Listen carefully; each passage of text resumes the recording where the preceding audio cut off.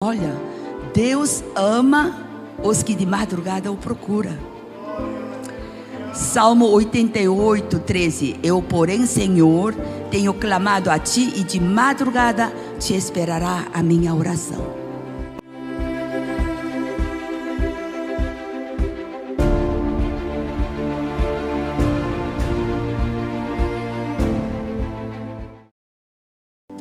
Bom, o que é oração? Oração é comunhão pessoal vivida com Deus.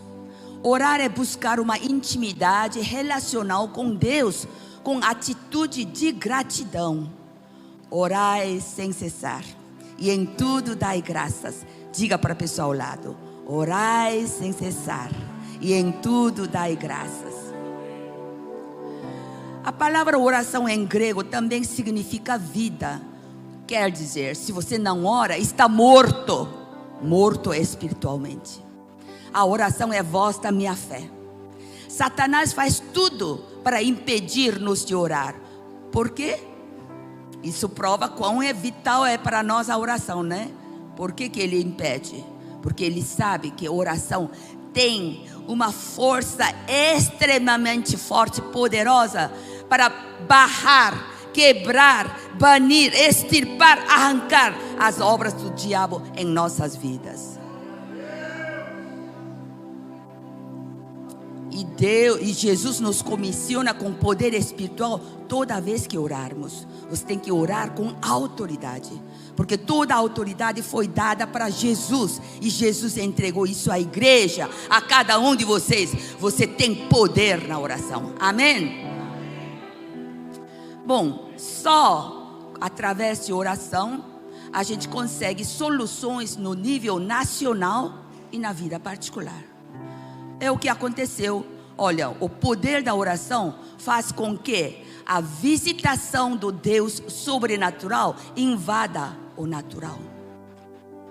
Orar é colocar nas mãos do Deus sobrenatural o natural, o comum, o ordinário, o normal.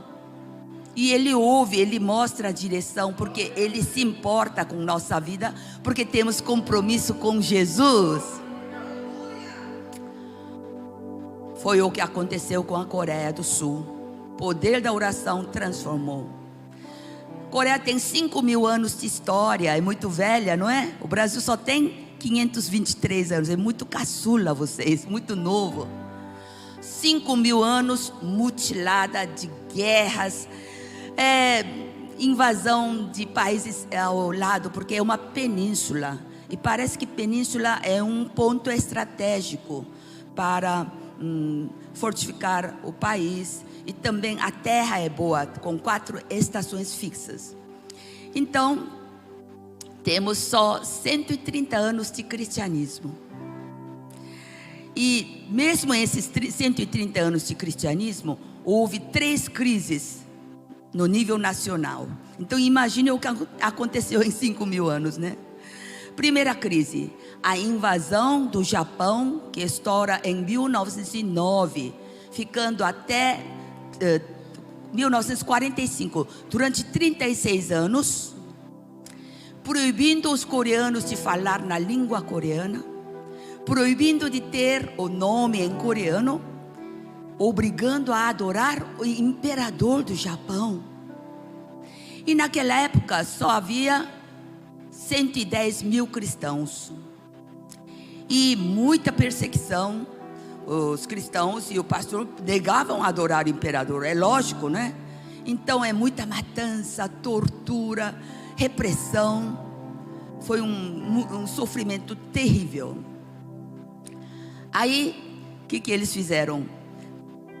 Agora eu vou explicar a segunda crise. Com a rendição incondicional do Japão com bomba atômica de 1945, eles então voltam para o Japão. Mas em 1950 estoura a famosa Guerra da Coreia, que termina em 53, mas foi um perigo. Quase tornamos comunista. Hoje só a Coreia do Norte é comunista, o Sul não. Eu sou do Sul. E sabe o que eu achei? Brasil também correu o risco de socialismo, não só em 1964, mas também em 1931. Esta frase foi dita em 1931 por Adrian Rogers, pastor sênior da Igreja Batista brasileiro. Ele disse: é impossível levar o pobre à prosperidade através de legislações que punem os ricos pela prosperidade. Para cada pessoa que recebe sem trabalhar, outra pessoa deve trabalhar sem receber. O governo não pode tirar de alguém para dar aquilo para outro alguém. Quando metade da população entende a ideia de que não precisa trabalhar, pois a outra metade irá sustentá-la, e quando esta outra metade entende que não vale a pena trabalhar para sustentar a primeira metade, então chegamos ao começo do fim de uma nação. É impossível multiplicar a riqueza dividindo-o. Olha só que maneira mais clara e inteligente em definir o que é socialismo e comunismo, né? É que o povo, infelizmente, conhece comunismo pela teoria. Teoria parece bonita, mas na prática, não vale. Rússia, China, todos falharam. Venezuela, Cuba, todos falharam. Veja como o Satanás infiltra nas mentes das pessoas, querendo adorar o socialismo, o comunismo. É o fim de uma nação. Vocês precisam orar sobre isso. Os cristãos eram só 3% da população naquela época, tá? A terceira crise é terrível pobreza e violência pós-guerra. Porque a Coreia, 80% da nação favelados. Pode imaginar isso? É o país inteiro destruído. Muita violência, porque a pobreza gera revolta que produz a violência. E o povo acostumado com assistencialismo do estrangeiro. Bom, o país está tudo destruído. Então, os Estados Unidos mandava leite em pó, Inglaterra mandava milho, roupas usadas, sapatos usados. O povo acostumando com ociosidade. O grátis incentiva ociosidade. Cuidado com o grátis. Então veja essa fome, a miséria e a violência, tornando o país quarto país mais pobre do mundo. Nós éramos piores que um país do Moçambique.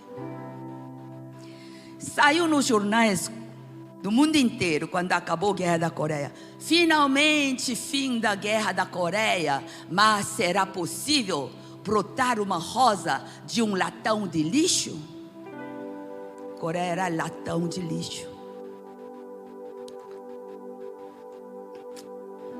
Agora, Coreia conseguiu levantar, não conseguia levantar por décadas, por quase 2 décadas. Nos anos 60, a renda per capita da Coreia era $85. A do Brasil era $170, o dobro da Coreia. A Coreia do Sul hoje é 10ª potência mundial, com renda per capita de $35 mil. Hoje, a do Brasil é 7.500, 1/5 da Coreia. Mas como? Algumas décadas, o Brasil era dobro da Coreia, agora é 1/5 da Coreia? Vamos ver? Por que esse milagre? Em apenas 3 décadas, a Coreia conseguiu sair da terrível pobreza e violência. E em 4, 5 décadas, 10ª potência mundial. Considerado o mais rápido crescimento econômico da história humana. Um crescimento vertical, porque Estados Unidos levou 300 anos para chegar a ser primeira potência mundial. Hoje a Coreia do Sul é a referência mundial na economia, na tecnologia e na restauração e humanização de zonas urbanas degradadas. Que vou mostrar depois tudo pela foto, tá? É onde há maiores igrejas do mundo, e eu levo, já faz 10 anos, pastores do Brasil para experimentar a experiência evangélica Brasil-Coreia. Eu botei esse nome. Tudo que eu acho de bom da Coreia eu trago para o Brasil, porque meu coração é de cor verde e amarelo. E já levei mais de 500, 600 pastores, e pretendo levar pastor Gabina também, tá?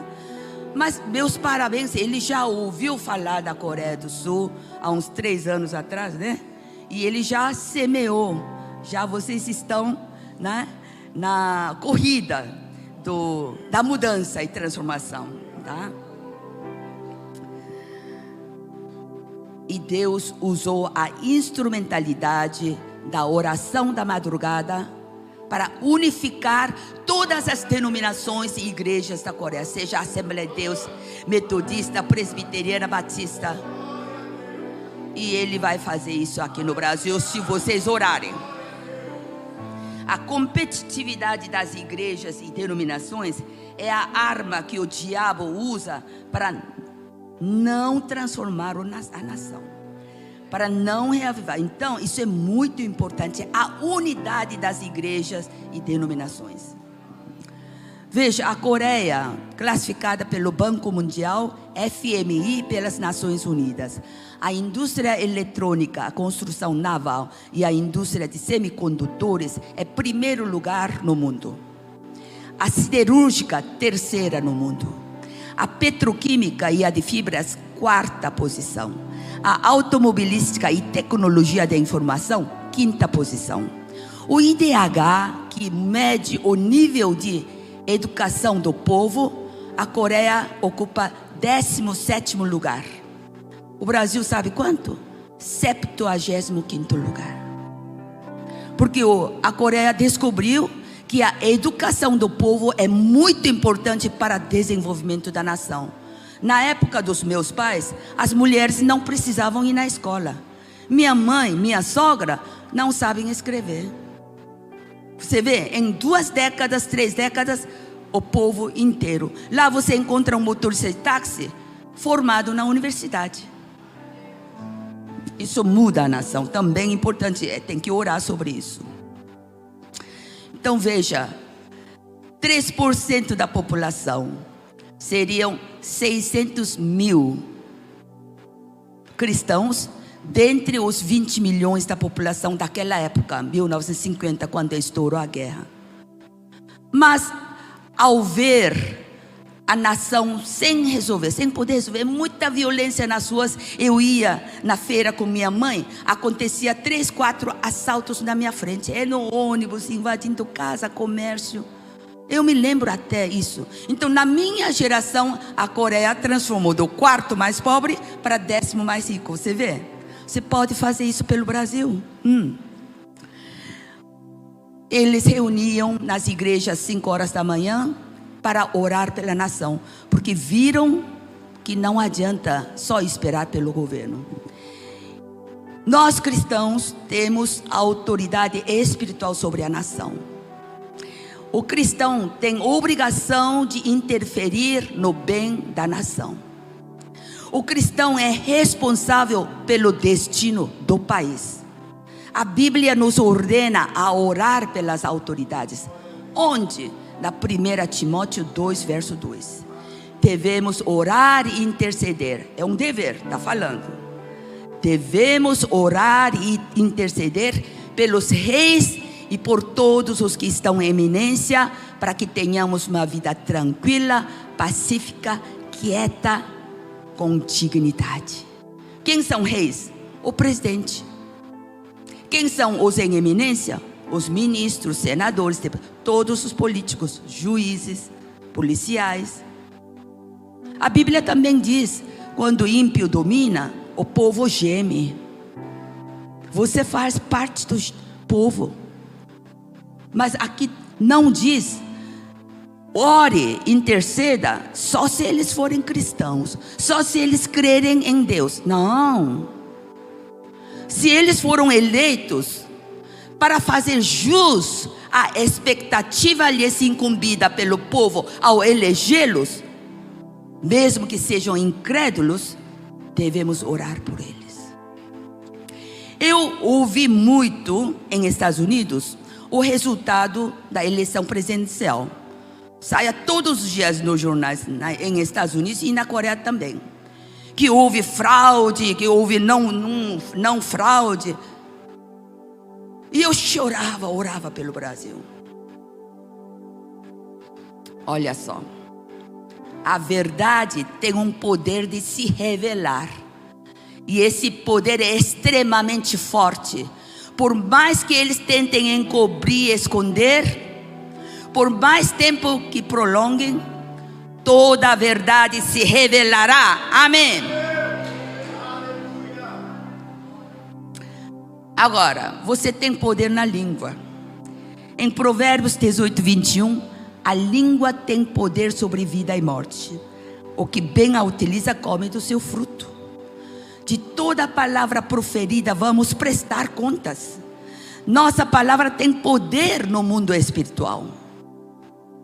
Então, em Tiago 3,6 fala dos pecados da língua e o dever de refreá-la, que não soframos as consequências das nossas palavras proferidas negativamente. Eu sei que muitos brasileiros, quando encontram amigos, os políticos não prestam, é uma roubalheira, é corrupção. Agora que você sabe que tem poder na língua, pare de fazer isso. Não critique. Se você falar mal deles, vão continuar fazendo pior. Você pode pensar sobre isso. Oh Deus, eles são corruptos, eles não ligam para o povo. Mas Deus, torne-os honestos, torne com discernimento, sabedoria. Sabe o que eu faço agora? Você ora pelo menos 3 vezes diante de refeições, não é? Eu te ensino. Pai, obrigado por esta comida, que seja saúde para meu corpo. Pai, tenha misericórdia do Brasil. Faz o presidente e os políticos amar a nação e o povo. Faz o presidente e os políticos se preocupar com o Brasil e o povo brasileiro. E que tornem também honestos e tementes a Deus. Em nome de Jesus, amém. É curto, mas se o presidente e os políticos amam e se preocupam com o país e são honestos, está feito. Está feito. Bom, e por que eu enfatizo sobre oração da madrugada? Quem é que inventou essa oração da madrugada, né? A gente gosta de uma caminha quente, não é?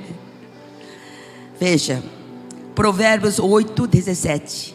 Eu amo os que me amam, e os que de madrugada me buscam me acharão. Olha, Deus ama os que de madrugada o procuram. Salmo 88, 13. Eu, porém, Senhor, tenho clamado a ti, e de madrugada te esperará a minha oração. Êxodo 24, 4. Moisés escreveu todas as palavras do Senhor, e tendo se levantado pela manhã de madrugada, edificou um altar ao pé do monte. Vejam, o povo de Deus iniciou a conquista de Jericó na madrugada. Josué 6,15. Mas ao 7º dia, levantando-se de madrugada, deram volta à cidade 7 vezes, desde bebê até os anciãos, todos de madrugada iniciaram a dar volta. Salmo 63, 1. Ó Deus, tu és o meu Deus, de madrugada te buscarei, a minha alma tem sede de ti. A travessia do Mar Vermelho aconteceu na madrugada. Êxodo 14, 24. No fim da madrugada, isto é, após o povo ter atravessado na madrugada, do alto da coluna de fogo e de nuvem, o Senhor viu o exército dos egípcios e o pôs em confusão. E Moisés estendeu a mão e o mar voltou ao seu lugar. Aqui explica, de Êxodo 14, 21, 27, que o vento soprou a noite inteira. Eu que pensava que num segundo, separou o mar. Não é, não. É a noite inteira. O vento soprou e as águas aí dividiram. Os israelitas atravessaram na madrugada e os egípcios foram atrás deles no fim da madrugada. Gênesis 19, 27. Tendo se levantado Abraão de madrugada, foi para o lugar onde estivera na presença do Senhor. Então ele tinha costume de acordar na madrugada para encontrar com Deus. Marcos 1:35. Jesus, tendo se levantado alta madrugada, saiu, foi para um lugar deserto e ali orava. Quem é inventor da oração da madrugada? Jesus. E Jesus ressuscitou na madrugada. Marcos 16:9. Quando Jesus ressuscitou na madrugada do primeiro dia da semana, apareceu primeiramente a Maria Madalena. Sabemos que o maná caía na madrugada. Quem dormia mais passava fome naquele dia.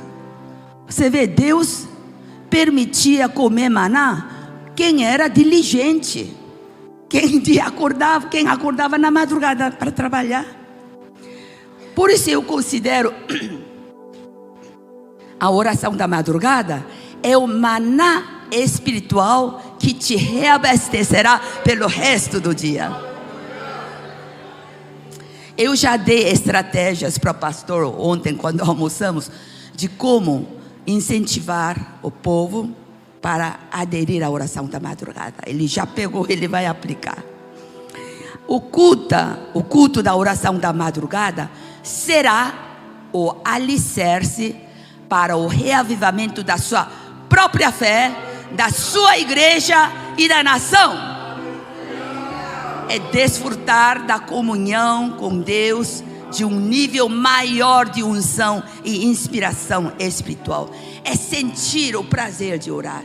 É formar um exército de intercessores para atear o fogo de avivamento na nação brasileira e também com mudanças reais, efetivas no Brasil. Amém?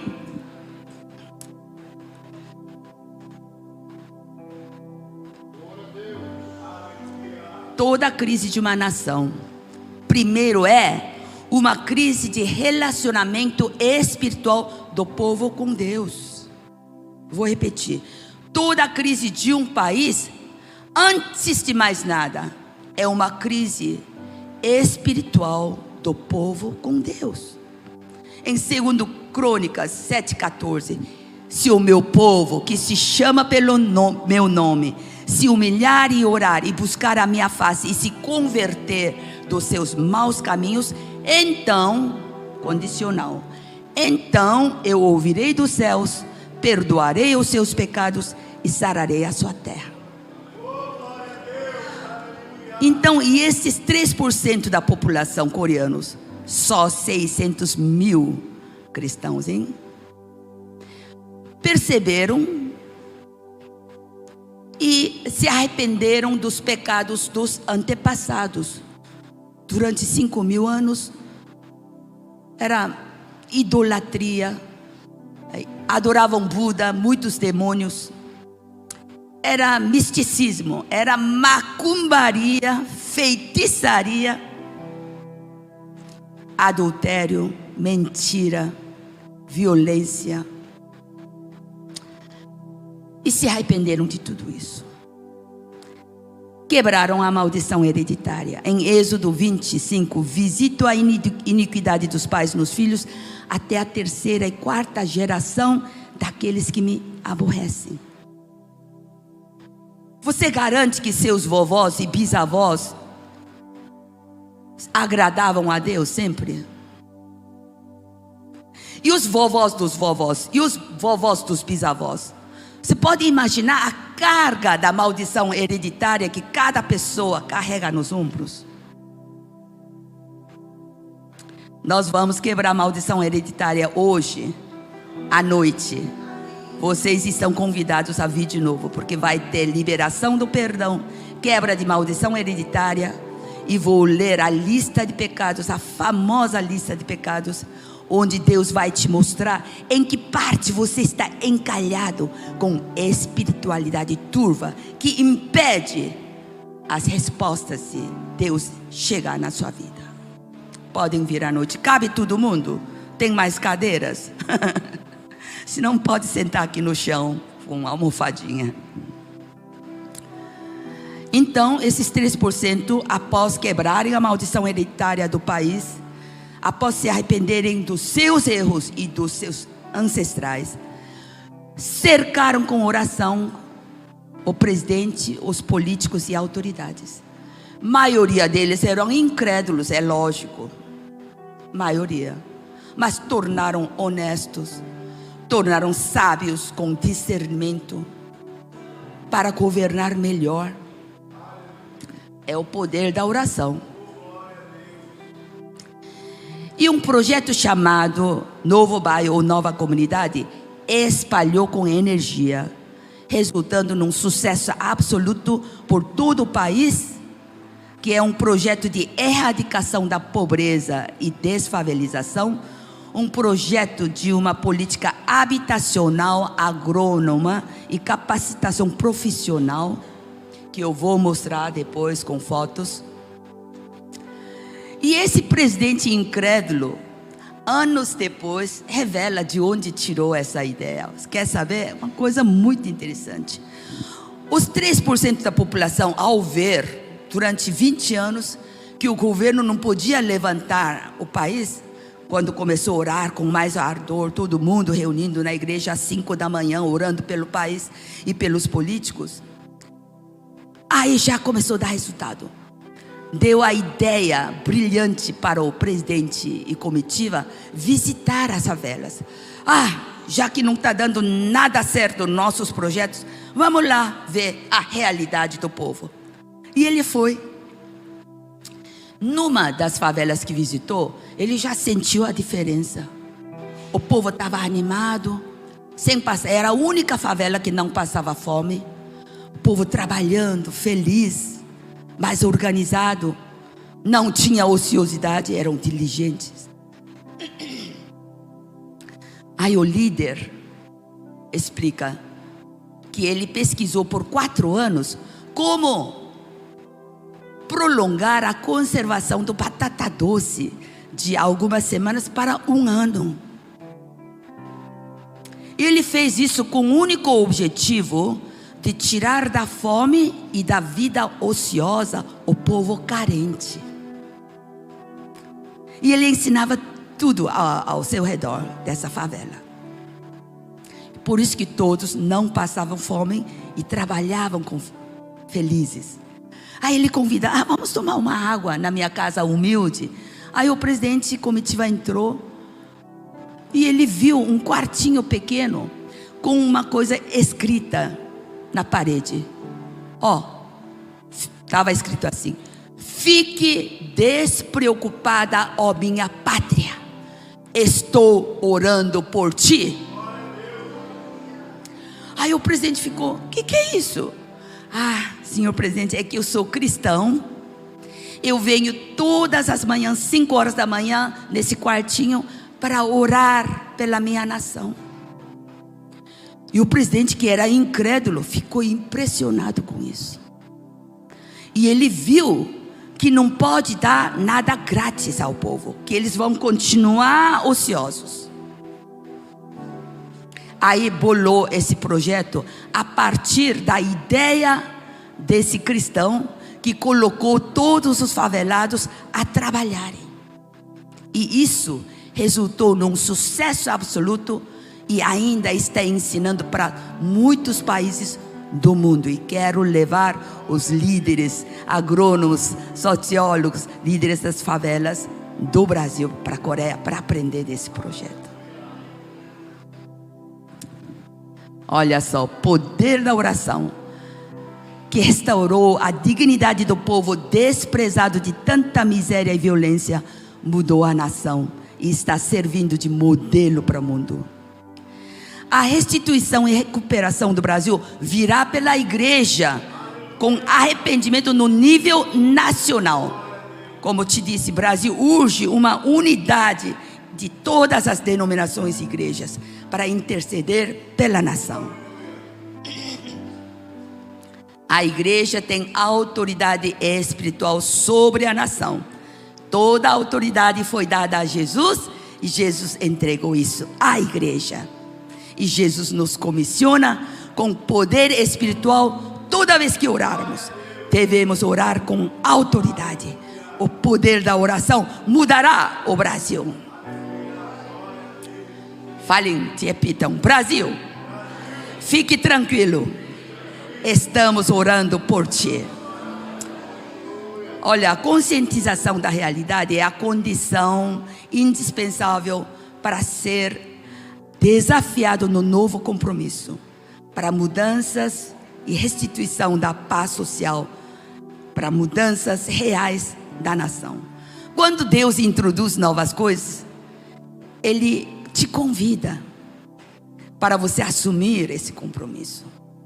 A partir de hoje, você vai acostumar como coreanos, orar primeiro pela nação é o atalho, e deixar seus pedidos por último.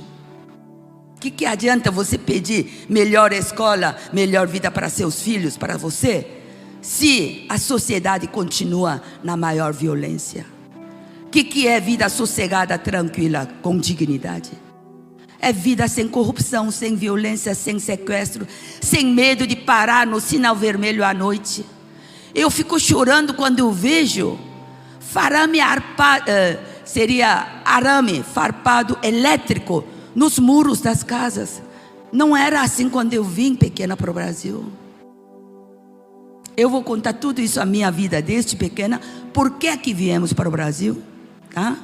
Hoje à noite eu vejo vocês. Agora vamos ver. Já está pronto? Tá bom. Tá.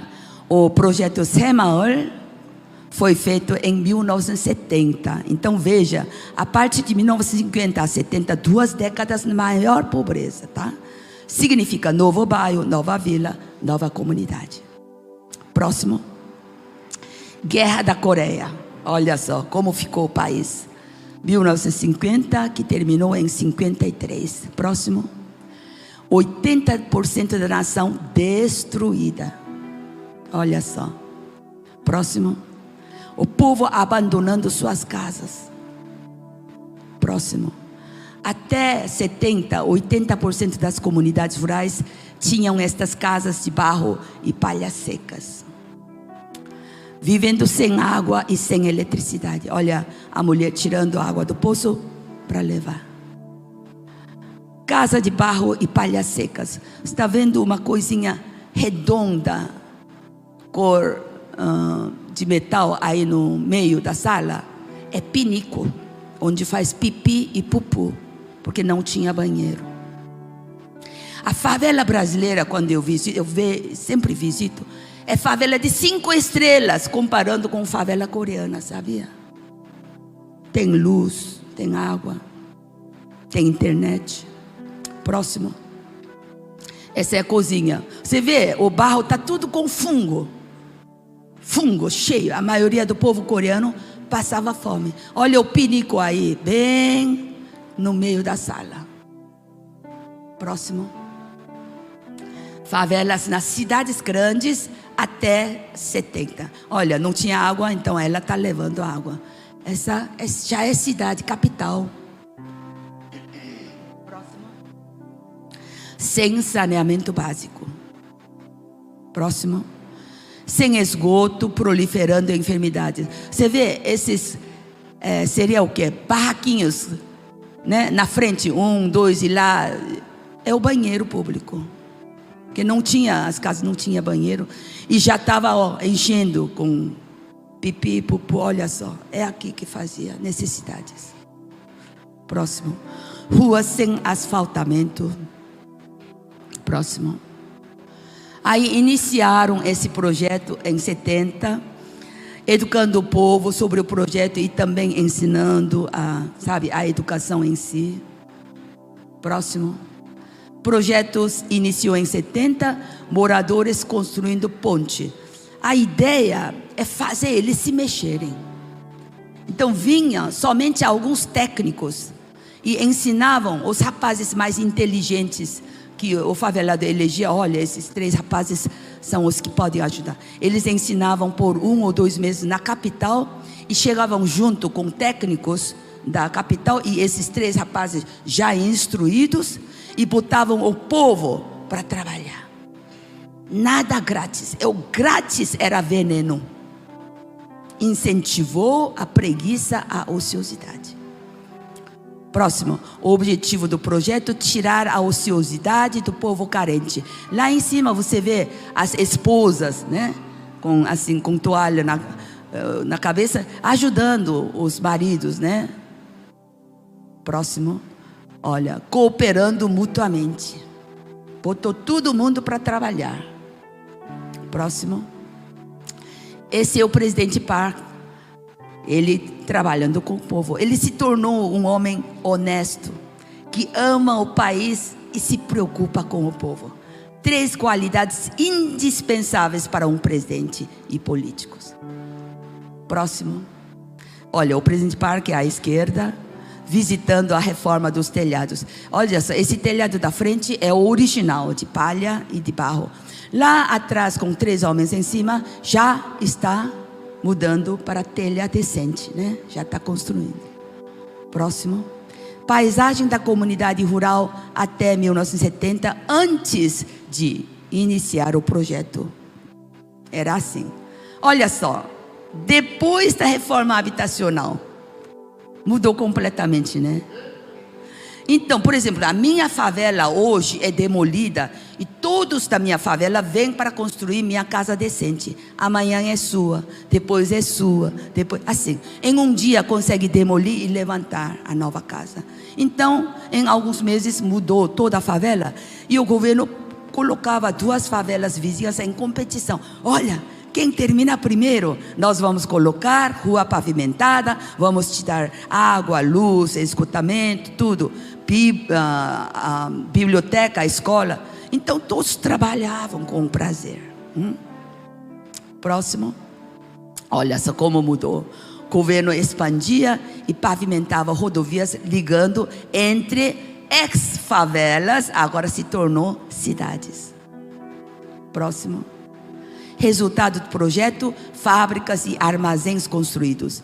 E este projeto, em 7 anos apenas, tirou toda a paisagem de casas de barro e sapé para casas decentes de cimento e telhas.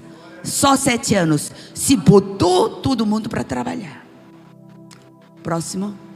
Instruindo o povo na agricultura, toda a família trabalhando. Então os técnicos vieram: olha, aqui vai dar bom, a cenoura, a alface, aqui é boa terra para isso, vamos plantar.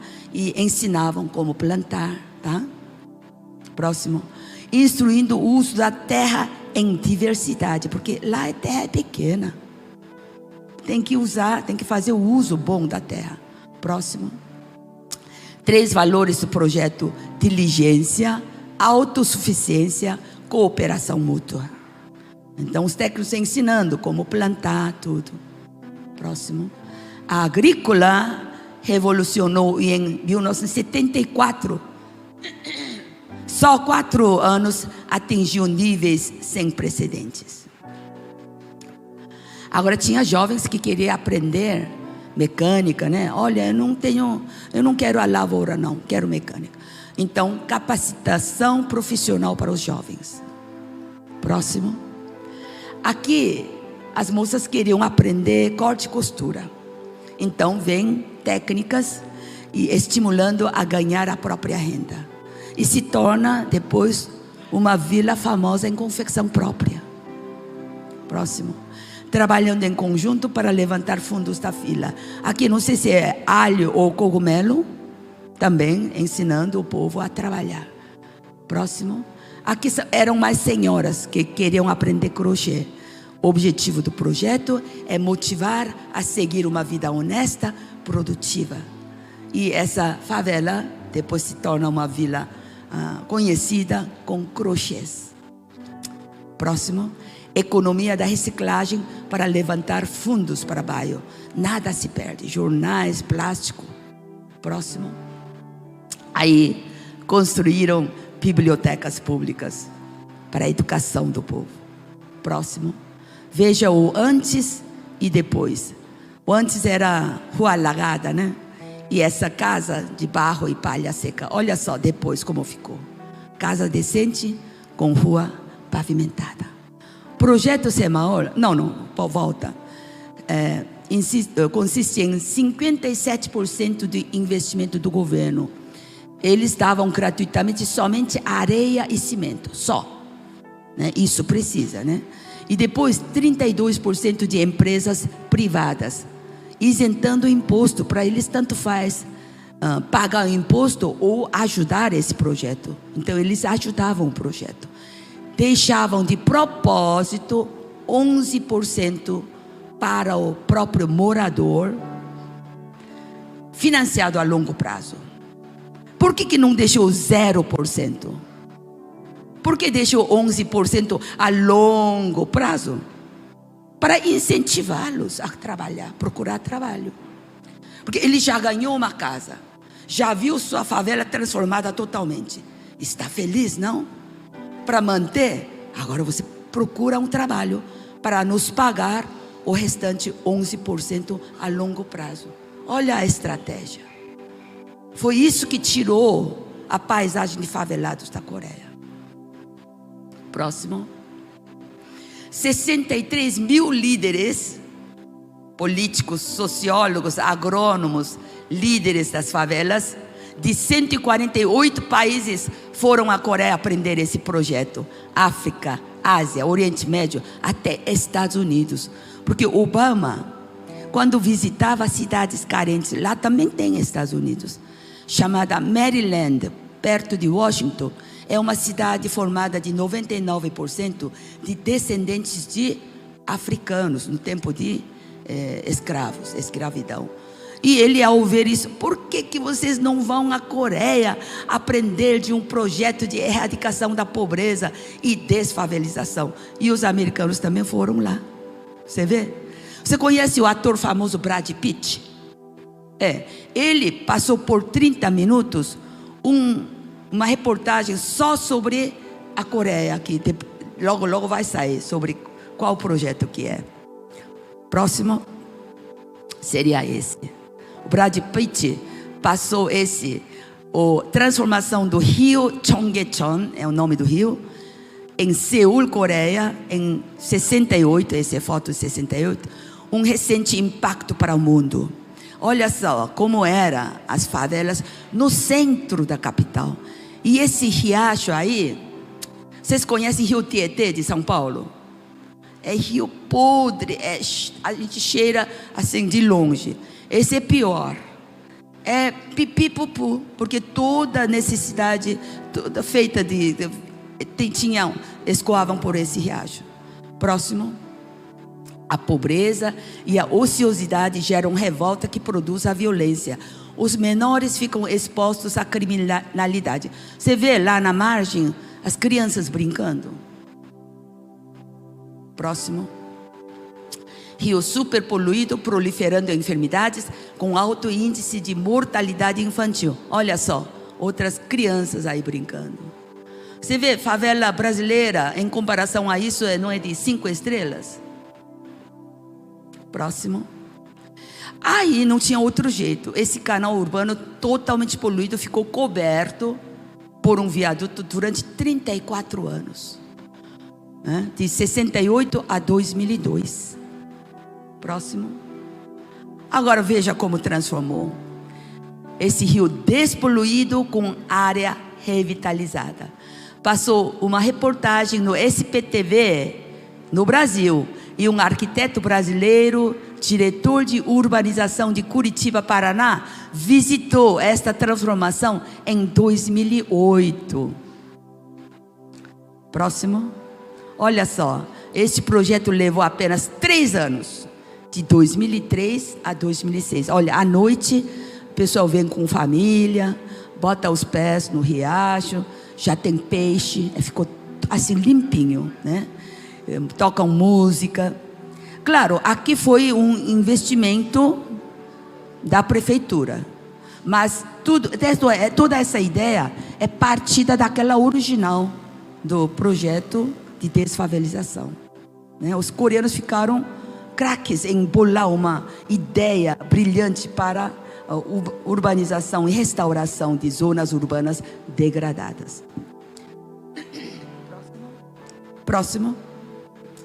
Parques lineares devolveram o contato das margens aos moradores. A cidade agora respira mais e os pedestres podem usufruí-la melhor. Sumiu favela e olha, levantou os prédios. Por quê? Porque o país ficou rico. Para tirar o viaduto, demolir o viaduto e transformar para esse rio. Por isso que o arquiteto brasileiro foi lá para aprender. Próximo. Projeto que tornou uma realidade: assegurar a melhoria da qualidade de vida a partir da paisagem restaurada. Olha, à noite eles têm shows, tem assim de moda, tem musicais, vem cantores a orar. Agora, 3 anos que o senhor está falando, está assustado por causa dos favelados que sumiram, né? Aquela de favelados demorou 2, 3 décadas. O Rio demoliu o viaduto. Isso, só 3 anos. Por isso que vão aprender desse projeto. Próximo. Olha só, veja o antes e o depois. É o mesmo rio. A Coreia do Sul conseguiu uma proeza. Sabe quem falou isso? O Brad Pitt falou na TV americana. A Coreia do Sul conseguiu uma proeza que parece impossível para outras metrópoles mundiais. Gostariam de ir lá para aprender? Quem tem coração para a mudança brasileira? Quem quer ser útil para a nação onde Deus fez você nascer? Próximo, já findou. Ok. Eu vou contar como curiosidade como é que iniciou essa oração da madrugada. Foi em 1906, que a Coreia só tem 130 anos de cristianismo, né? Era um cristão, o nome dele é Kim Sun-ju. Anos depois ele se torna pastor da igreja onde ele era cristão, tá? Ele, ao ver a exploração dos japoneses que vinham qualquer hora, tirava toda a lavoura e roubavam e levavam, ele pressentiu que tem alguma coisa errada com o Japão. E ele decide vir sozinho na igreja dele, como cristão, às 5 horas da manhã, só com o intuito de orar pela nação. E olha, 3 anos depois, em 1909, realmente aconteceu a invasão oficial do Japão. Então, durante 3 anos ele orou. Começou sozinho. Aí, os cristãos ficaram sabendo: ele está vindo sozinho aqui para orar pela nossa. Vamos vir junto, vamos vir junto. Então veio mais 2 amigos, mais 5 amigos, mais 10 amigos. Daí, naquela época não tinha internet, não tinha jornais, não tinha rádio e TV. É tudo pela boca, né? Então, uma igreja vizinha viu essa igreja, né, entrar pessoal assim: o que vocês estão fazendo na madrugada? Nós estamos orando pelo país, porque você vê que os japoneses estão invadindo tal. Nós também temos que fazer. Foi assim, a partir de um cristão. E naquela época, em 1906, sabe quantos cristãos havia na Coreia inteira? Que naquela época era ainda inteira, não era nem dividida norte e sul, né? Só 44 mil cristãos. Equivale a uma igreja grande aqui do Brasil, não é?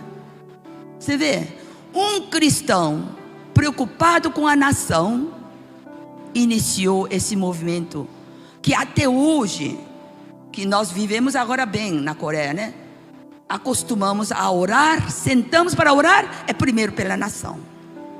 E por último, minhas coisas, porque sabemos que isso é atalho para ter melhor vida para meus filhos e netos. Seja esse um cristão, seja essa uma cristã, você mudará não só a sua cidade, seu estado, mas o Brasil. Eu conheço muitos brasileiros que amam a sua cidade, até seu estado ama, mas não ama a nação. Um coreano, um americano dá sua vida pela nação. Torne um brasileiro que ame a nação. Amém. Glória a Deus. Amém. Vamos profetizar. Uma mão no coração, outra para o reino. Na autoridade concedida pelo nome de Jesus. Repita. Na autoridade concedida pelo nome de Jesus, eu profetizo vitórias do Senhor Jesus no Brasil e ministro renovo, transformações, milagres nos cenários político, econômico e paz social, em nome de Jesus. Brasil, fique descansado. Estou orando por ti. Amém. Aleluia. Glória a Deus. Glória a Deus.